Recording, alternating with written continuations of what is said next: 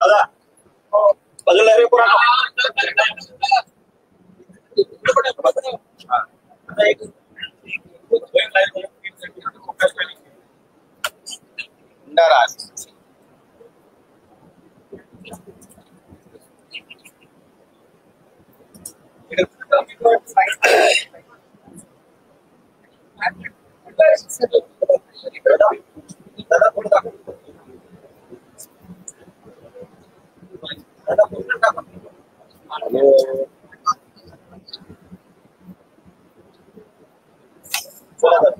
काल जर आपण बघितलं विधिमंडळाने हा जो परिसर आहे तो अतिशय पवित्र परिसर आहे.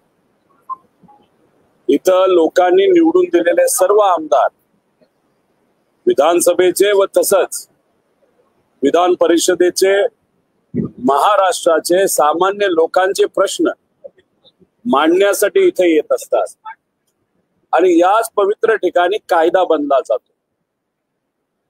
काल जर आपण बघितलं काही जे सत्तेत असणारे आमदार नेते यांना असं वाटतं आपली सत्ता आली मग आपण कुठेही कायदा हातात घेऊ शकतो.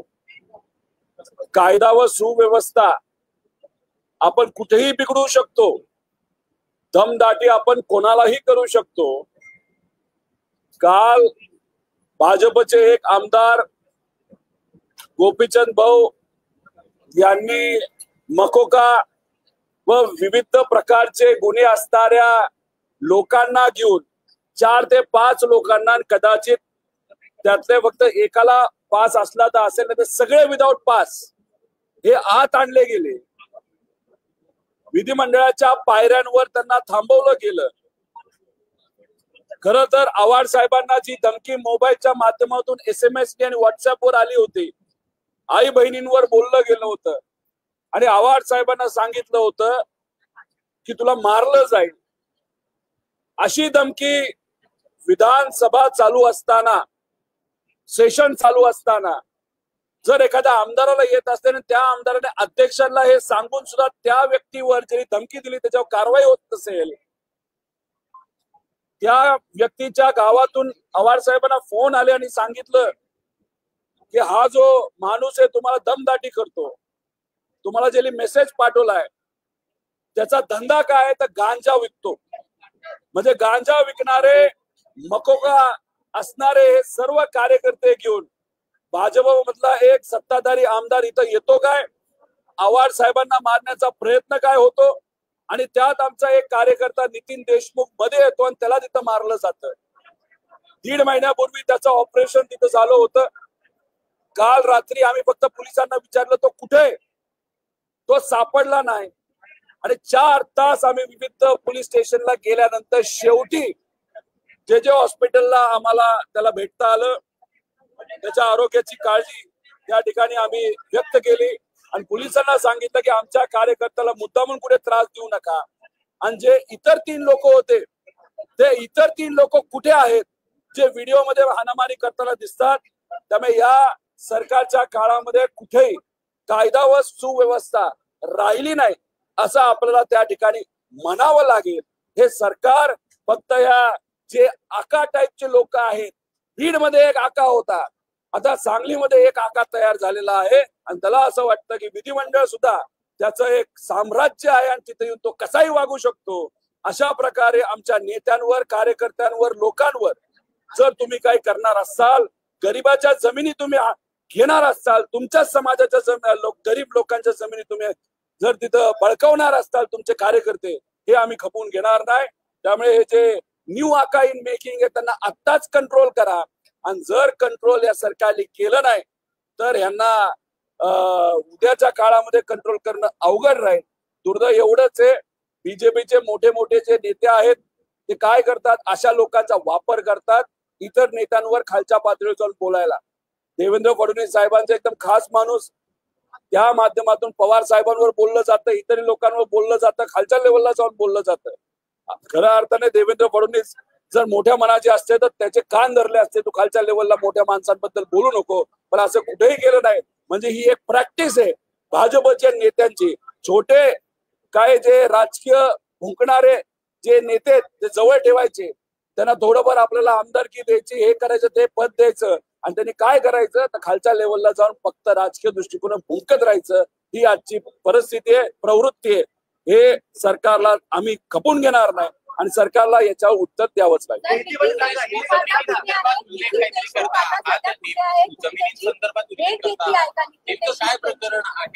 जमिनी लाटल्या आहेत असा हे जे आका आहेत, न्यू आका आहेत, यांच्या कार्यकर्त्यांनी पडळकर नावाचं एक कुटुंब, एक महिला सुद्धा इथं काही दिवसांपूर्वी आली होती, 17 एकर जमीन ही बळकावलेली आहे.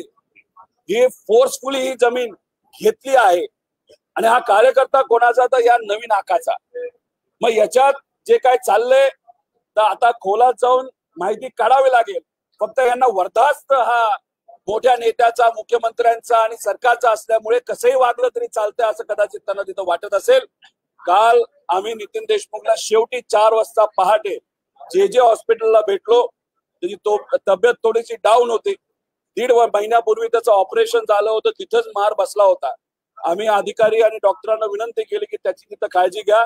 आज सकाळी लोअर कोर्टला तो जाणार आहे, वकील त्या ठिकाणी जातील, आज त्याला बेल मिळेल. पण काल अध्यक्षांनी शब्द दिला होता जयंत पाटील साहेबांना, आव्हाड साहेबांना, काळजी करू नका, अधिवेशन जसं काल संपेल तसं त्याला सोडलं जाईल आणि ज्या व्यक्तीने हाणमारी केली तर 4 व्यक्तीला आम्ही पकडू. तो एकच सापडला आणि ह्याला सोडलं नाही. फार इथं 400 पोलीस घेऊन आले आणि ह्याला जेलमध्ये जिथं कुठे ठेवलं तिथे ठेवलं. पण जिथं ठेवलं होतं आम्ही 4 पोलीस स्टेशन गेलो, तो आम्हाला दिसला नाही. शेवटी आम्हाला दुसरा काय पर्याय राहिला नाही. आम्हाला छोटंसं आंदोलन हे पोलीस स्टेशनला करावं लागलं. आम्हाला फक्त कार्यकर्त्याला भेटायचंय, तो जिवंत आहे का काय, का त्याला काय झालंय हे आम्हाला बघायचं होतं. आणि शेवटी पार त्यांना 4 तास विनवणी केल्यानंतर रात्री पहाटे 4 वाजता जे हॉस्पिटलला आम्ही भेटलो.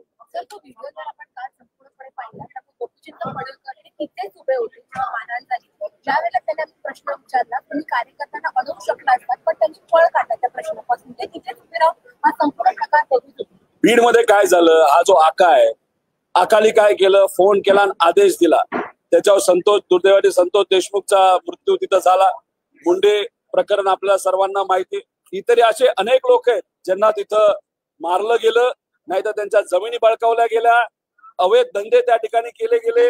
आणि मग याच्यात तुम्ही जर बघितलं, इथं सुद्धा जर कार्यपद्धती बघितली, फक्त डोळ्याली आणि असं डोक्याली हिनवायचं की जा तुम्ही आता त्याच्यावर अटॅक करा, आणि ते केलं, मागे थांबले आणि अटॅक त्या ठिकाणी झालं. म्हणजे कुठेतरी हे मास्टर माइंड आहेत. हे आका लोक स्वतः हातात काही घेत नाहीत, ते कोणाला तरी पुढे त्या ठिकाणी करतात. त्यामुळे या नवीन आकाला आत्ताच कुठेतरी कंट्रोल केलं पाहिजे असं आमचं मत आहे. हा झुंडराज आणि गुंडाराज या महाराष्ट्रात चालणार नाही. त्यासाठी थांबवण्यासाठी आम्हाला जे काय करायचं त्या ठिकाणी आम्ही सर्वजण करू. जितेंद्र आव्हाड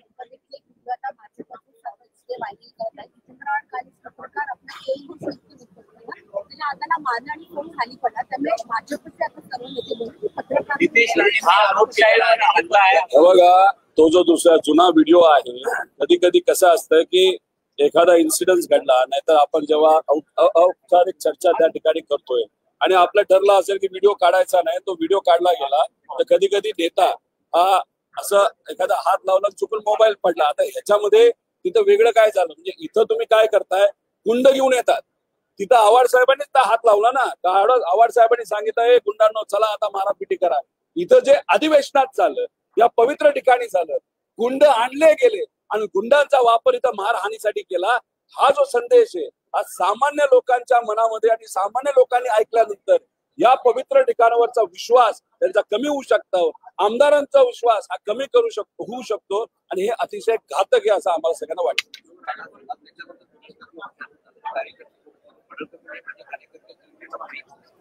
हळूहळू येतील व्हिडिओ, येतील फोटो, येतील कोण कार्यकर्ते, गाडीतून कोण उतरलं. आता आव्हाड साहेब 2 दिवसापूर्वी संतोष देशमुखांचे भाऊ गणेश देशमुख कदाचित ते आले होते, त्यांच्याकडनं समजून घेत होते अरे काय परिस्थिती आहे, वकील काय म्हणतात, काय मदत लागते, कशा पद्धतीने काय गोष्टी चालल्यात.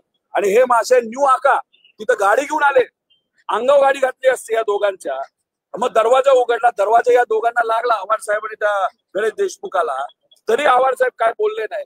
आणि मग बदला कसा काढतात, इथं अधिवेशनामध्ये तुम्ही हारामारी करून त्यामुळे हे जे काही नवीन आका आहेत अतिशय चुकीच्या पद्धतीने वागत आहेत आणि या सरकारचा त्यांना पाठिंबा आहे असं आम्हाला सगळ्यांना म्हणावं लागतं.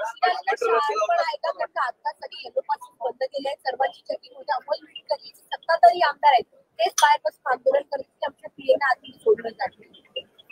बघा, आज शेवटचा दिवस आहे, आज थोडस ते काही गोष्टी करतील, पण याच्या आधीच थोडस लक्ष देऊन जर काय केलं असतं. आणि कधी कधी ठीक आहे, सिक्युरिटीचं काम आहे, तो जो अधिकारी आहे ते अडवतात, पण आमदार सुद्धा कधी कधी म्हणतात नाही नाही ह्याला सोडा, नाही तर बघतोच.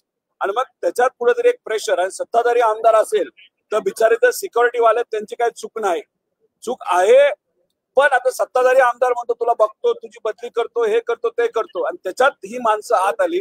व्हिडिओ बघा आणि त्याच्याबरोबरचे फोटो बघा, आणि ती माणसं त्या न्यू आका बरोबर कुठं कुठं तुम्हाला दिसतील, सोशल मीडियावर सगळे दिसतील. त्यामुळे नवीन आका काही बोलले, कार्यकर्त्याला वाऱ्यावर त्यांनी आज सोडलं असलं. आम्ही आमच्या कार्यकर्त्याला वाऱ्यावर सोडत नाही, पाठीमागे राहतो. आणि हे जे काही लोक आहेत ज्यांनी गुंडाराज केला, मारामारी केली, ते त्या ठिकाणी नक्कीच त्यांच्या दुसरं असंही असू शकतं, या नवीन आकाली भाड्यावरही लोक आणले असतील आणि भाड्यावर येऊन या ठिकाणी मारामारी करायला सांगितलं असेल. भाडेकरू सुद्धा गुंड असू शकतात, पण व्हिडिओ कोण पोलिसांनी वापर करावा, व्हिडिओ मध्ये कोण कोण आहे याचा शहानिशा करावी, त्या लोकांना शोधावं आणि त्यांना समोर आणावं. मग बघू दूध का दूध पाणी का पाणी.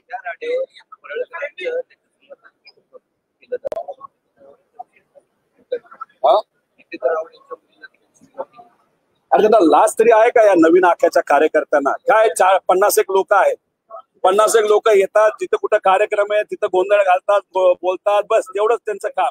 अहो, मुली बरोबर कसं बोलायचं? त्यांच्या जितेंद्र आव्हाडच्या मुलीबद्दल अतिशय खालच्या लेवलला जाऊन तुम्ही बोलत असाल, जितेंद्र आव्हाडांच्या आई बहिणी तुम्ही काढत असाल, तर तुम्ही त्यांना मर्डर करण्याचं तिथं म्हणत असाल. त्यामुळे या नवीन आखाचे जे कार्यकर्ते त्यांची लेवल तुम्ही समजून घ्या. एक आजी, गरीब आजी, 17 एकर जमीन त्या गरीब आजीची, त्या ठिकाणी फाटकी साडी घालून बिचारी इकडे आली होती, तिची जमीन 17 एकर जमीन यांनी गिळली. अहो, यांना त्यांच्या समाजाचं तरी कुठं काय पडलंय? अहो, इथं जे सरकारमध्ये योजना आहे धनगर समाजाच्या मुला मुलींसाठी, त्याच्यामध्ये भ्रष्टाचार होतो या सरकारमध्ये, पण ह्यांना कसं आहे, कळवळ आहे. पण त्या बाबतीत तुम्ही काय करत आहे? सरकारमध्ये लोक पैसा खातात, आणि आज सगळ्या शाळा बघितल्या, जे राजे होळकरांच्या नावाली जी योजना आहे त्याच्यामुळे सगळ्याच शाळा ज्याच्यात भ्रष्टाचार होतो, त्याच्यात पैसा काढला जातो, धनगर समाजाच्या गरीब मुला मुलींच्या नावावर, हे सगळे भाजपचे लोक आहेत, हे सत्ताधारी आहेत. करू शकता का काय तुम्ही समाजाचं नाव पुढे करता, समाजाचा वापर करता, कार्यकर्त्याला पुढे करता, मात्र समाजाच्या योजनेतूनच मलिदा खाता. लाज वाटली पाहिजे अशा लोकांना.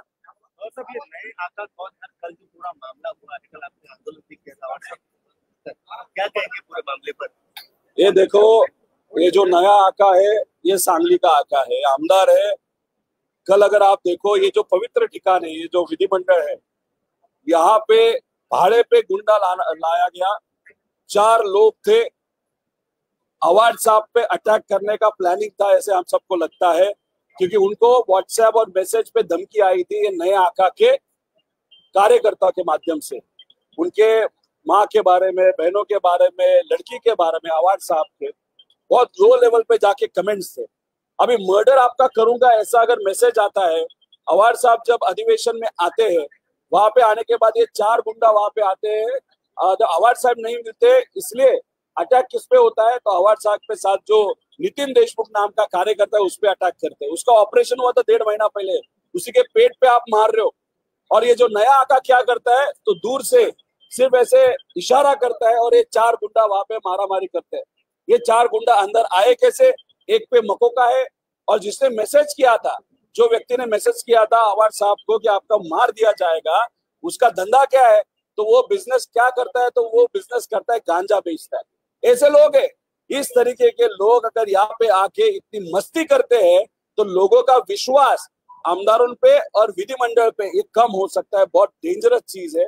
इसीलिए ये नया आका भीड़ में यही हुआ था, ऐसी ही शुरुआत हुई थी, और बाद में देखा जाए तो मर्डर और बहुत सारे अलग अलग जो चीजें थी वहां पे आप सबने देखा है. अभी यहाँ पे भी यही चीज वापस एक बार हो रही है. तो इसे सरकार को विनती करता हूँ, ये जो अहंकार है आपके आमदारों पे और ये जो नया आका इन मेकिंग है उसको अभी रुकाओ, नहीं तो आगे जाके बहुत देर हो सकती है. रोहित जी शुक्रिया.